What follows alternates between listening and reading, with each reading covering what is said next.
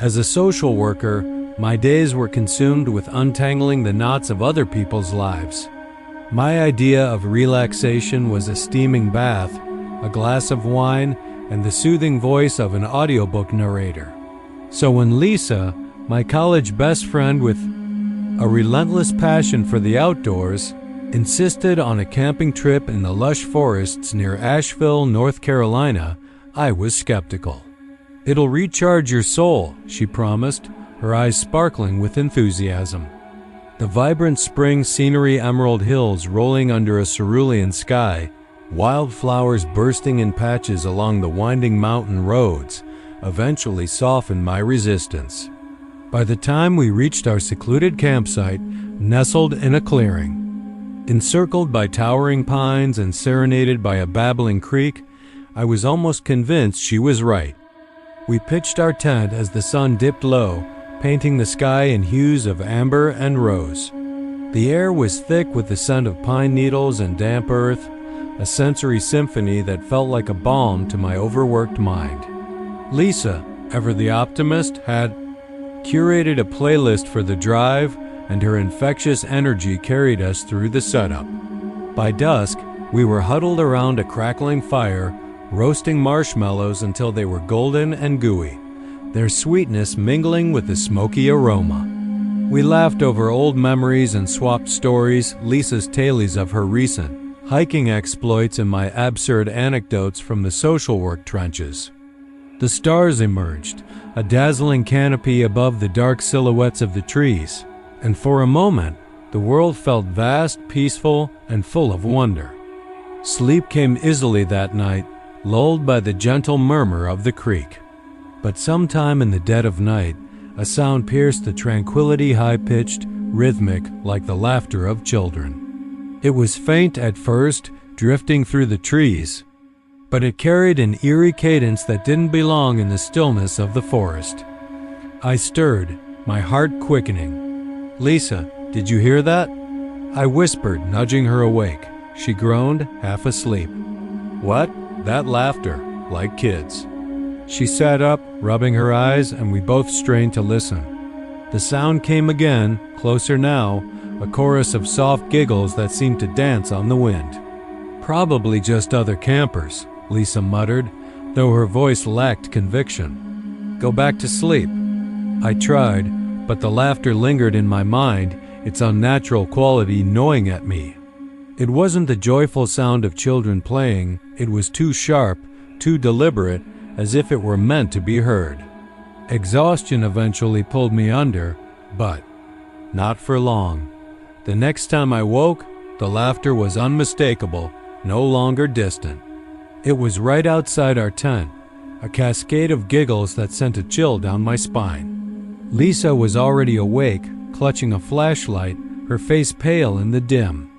"Glow." "That's not normal," she whispered. "It's 2 a.m. What kids are out here now?" Before I could respond, the laughter shifted, morphing into hushed whispers that seemed to circle the tent. Lisa unzipped the flap, her flashlight. Beams slicing through the darkness, illuminating gnarled branches and dewy leaves but revealing no one. "Hello?" she called, her voice trembling slightly. The forest answered with silence, the laughter abruptly cut off. We sat frozen, ears straining, hearts pounding. The quiet was oppressive, as if the forest itself were holding its breath.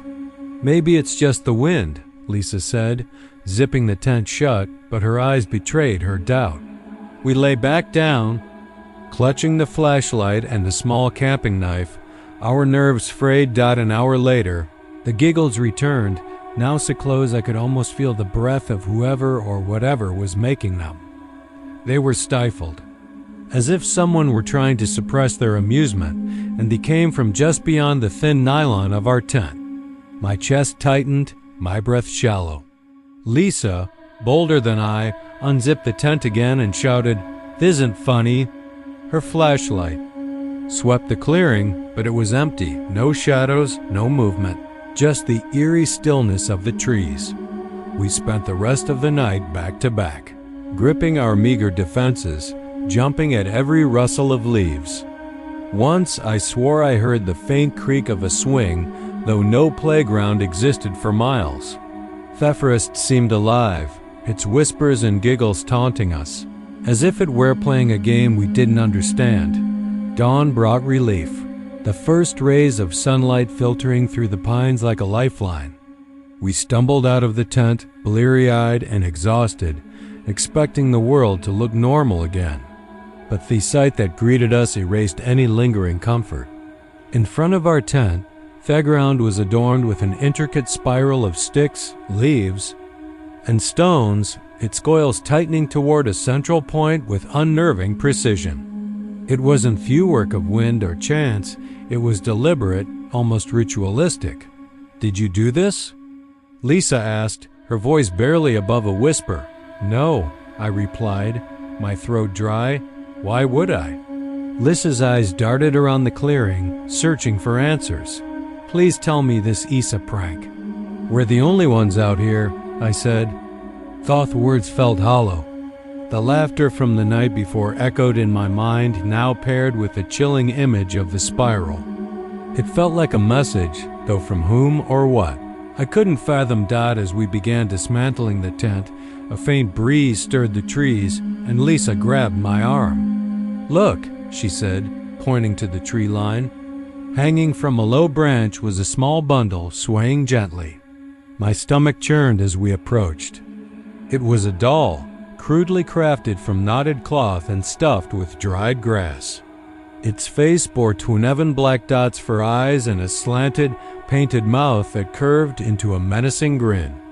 The sight of it sent a shiver through me, its makeshift form somehow more sinister than any polished toy. "We're leaving now," Lisa said, her voice firm but trembling. We packed in a frenzy, every snap of a twig or rustle off leaves making us flinch. As we loaded the car, I glanced in the rearview mirror, certain I saw a figure dart between the trees, a fleeting shadow, gone when I blinked. The drive back to Asheville was silent, Lisa's knuckles wittying the steering wheel, my eyes scanning the forest's edge for any sign of pursuit. Even in daylight, the woods seemed to pulse with a presence, their shadows deeper, their silence heavier. Back in the safety of Lisa's apartment, we sat in the car for a long moment, unwilling to move. "What was that?" Cheffinally asked. I shook. My head, not kids, something else. We've mentioned Fat Night since, but only in nervous jest, quick to change the subject. The forest was supposed to be a sanctuary, a place to reconnect with nature. Instead, it felt like we'd trespassed into a realm that didn't want us, where the spiral and the doll were warnings or perhaps invitations. I haven't camped since, and I doubt I ever will. The woods may call, but I'm not answering. These stories remind us that the wilderness, for all its beauty, holds secrets we may never understand. The laughter in the night, the shadowy hiker, the unseen watcher, the intruders at the tent, they linger in the mind, a warning that nature is not always a sanctuary. So, if you're planning a camping trip, double-check your tent zippers, keep your flashlight close, and trust your instincts. The woods have eyes even when you don't see them.